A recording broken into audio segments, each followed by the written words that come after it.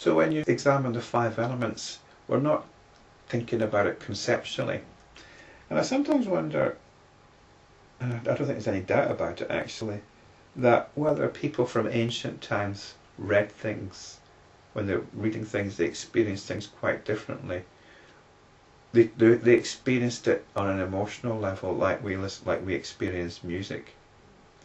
When we read, especially things which seem a bit intellectual, we're concentrating, we're focusing on ideas. There's a bit of emotional engagement there. But not the same as when we're listening to music.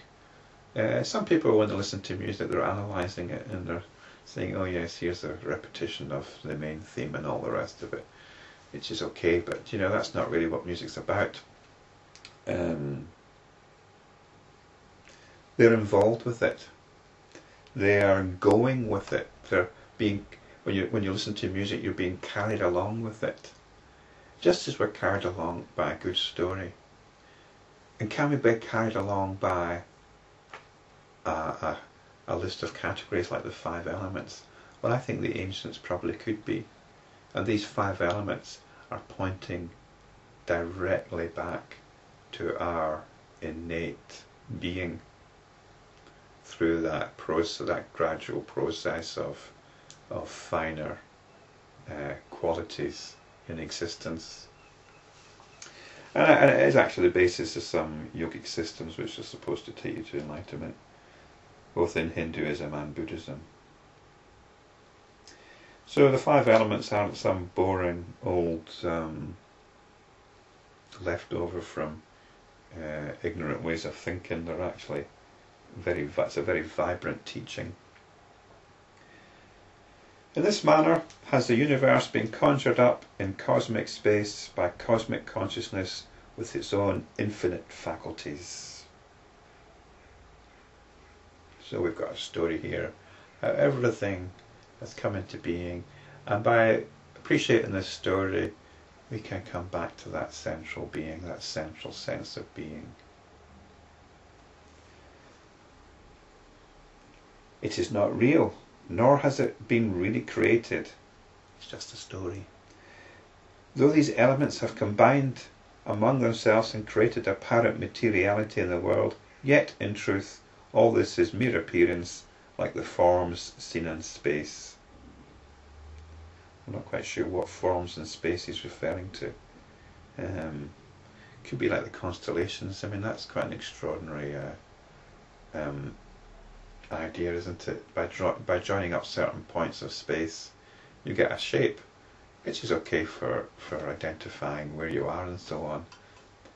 But to actually give that form any more reality, I mean, the stars in a constellation are millions of light years apart. Just because they might seem next to each other in the sky, the distance involved is massive.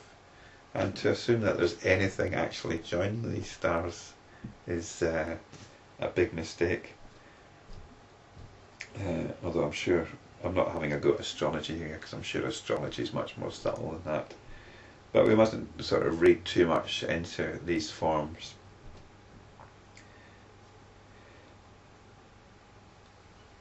They owe their reality to their substratum, which is cosmic consciousness, which alone is real.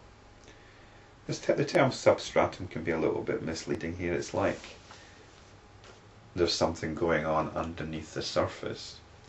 There isn't something going on underneath the surface. It's all actually happening on the surface.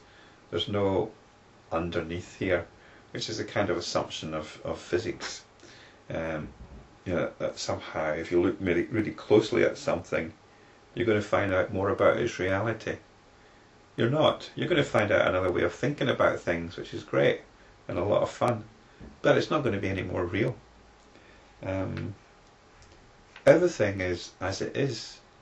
It is complete in itself. It is. I've got to be careful about saying something like that. Complete in itself.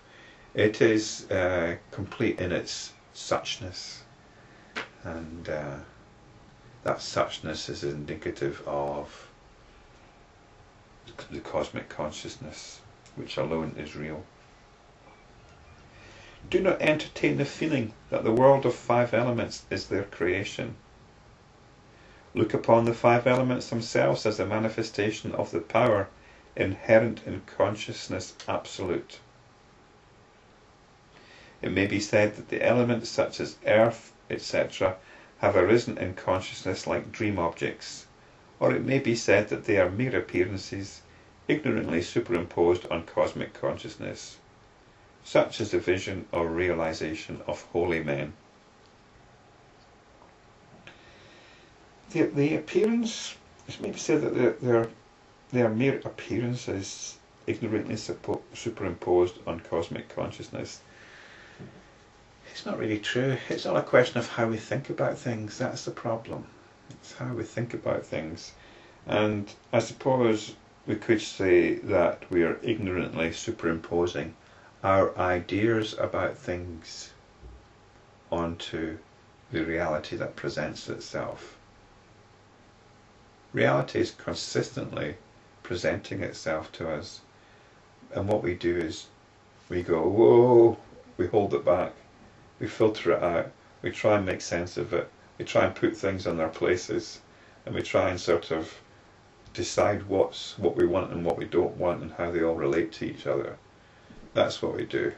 And the term ignorance is used, which is not a very nice word. It's probably best to use the term nescience, which I think is a translation of the Sanskrit term avidya, which simply means not knowing. Not knowing. Ignorance. In a way, ignorance is a correct word to use because there's something willful about ignorance. We've got into the habit of being willfully ignorant,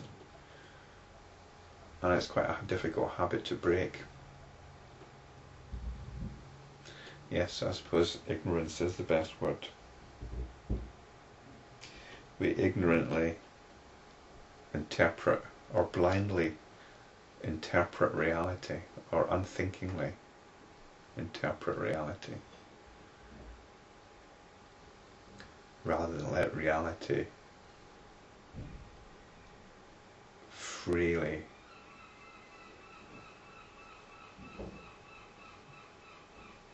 resonate with our being.